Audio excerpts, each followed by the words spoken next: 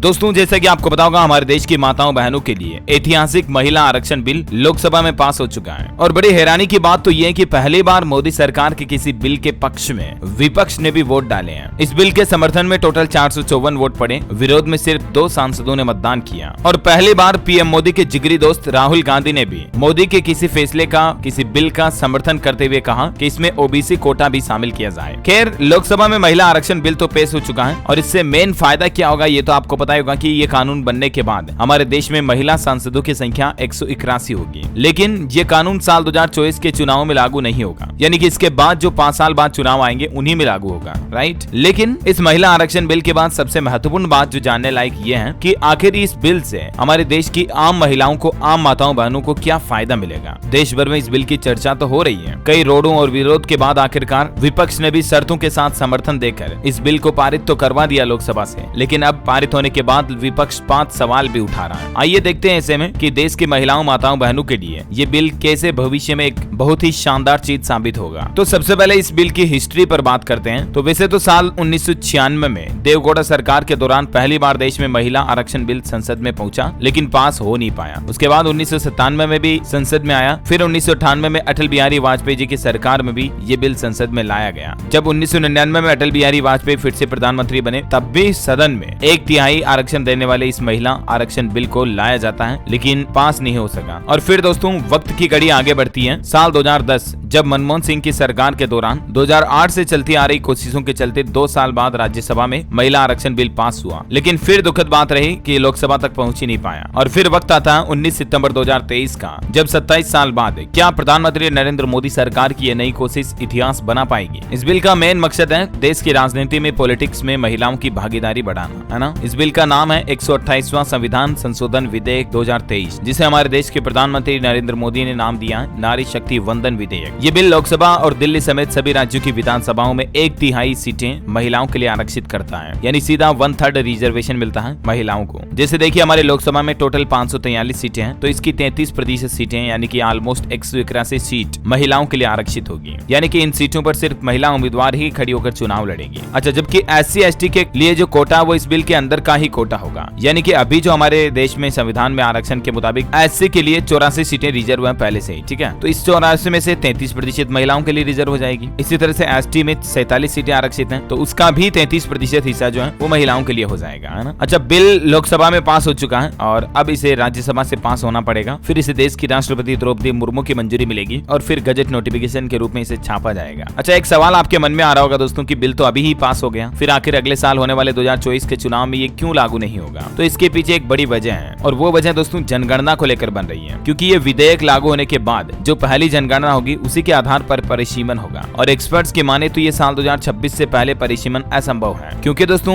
अभी 2 साल पहले जो कोविड आया था 2021 में, इसके चलते जनगणना को टाल दिया गया और कोरोना के बाद अभी तक भी हमारे देश में पॉपुलेशन काउंटिंग सेंसस नहीं हो पाई। तो जब तक एक बार जनगणना नहीं हो जाती तब तक ये बिल कंप्लीटली लागू नहीं हो सकता है। और यही वजह है कि अब 2024 के चुनाव में तो महिलाओं को इसका फायदा मिलेगा नहीं, लेकिन 2029 से ही चुनाव में ये फायदा जरूर मिलेगा। देखिए, आप इस बिल पर राज्यसभा में खड़गे बोले कि महिला आरक्षण तुरंत लागू करें। जेपी नड्डा का जवाब, सरकार नियमों से काम करती है, विपक्ष को शासन करना ही नहीं आता है। महिला आरक्षण बिल पर बहस भी हुई काफी ज्यादा। आरक्षण तुरंत लागू करने की मांग पर नड्डा बोले कि वाई नॉट रिजर्व कर दें। रक्षा मंत्री राजनाथ सिंह बोले कि मैं चीन पर भी चर्चा करने को तैयार हूँ। और महिला आरक्षण बिल पर बहस के कुछ मोमेंट्स देखने को मिले। सोनिया गांधी बोली कि इसे राजीव गांधी लाए थे। गृह मंत्री अमित शाह की स्पीच पर हंगामा मच गया। गृह मंत्री ने कहा डरो मत, सबका समाधान होगा। अमित शाह ने भी यही कहा कि चुनाव के बाद परिसीमन जनगणना होगी और उसके बाद ही इस कानून को मतलब देश में लागू किया जाएगा, है ना। अब समझिए जरा कि महिलाओं को एक तो राजनीति में फायदा मिलेगा, इसका पॉलिटिक्स में महिलाओं की भागीदारी बढ़ेगी। अब दूसरी बात देखिए, देश की आम लोगों को, आम महिलाओं को, माताओं बहनों को क्या फायदा होगा। तो अब एक इम्पोर्टेंट बात ध्यान से समझना आप, जो मैं आपको समझाना चाह रहा हूँ। वैसे ऐसा नहीं कि पुरुष सरकार जो होती है, पुरुष गवर्नमेंट वो लोगों के लिए भला नहीं सोचती या भले काम नहीं करते, ऐसा नहीं है। लेकिन कहीं ना कहीं देखा जाए दोस्तों, तो अगर नेतृत्व की पोस्ट पर महिला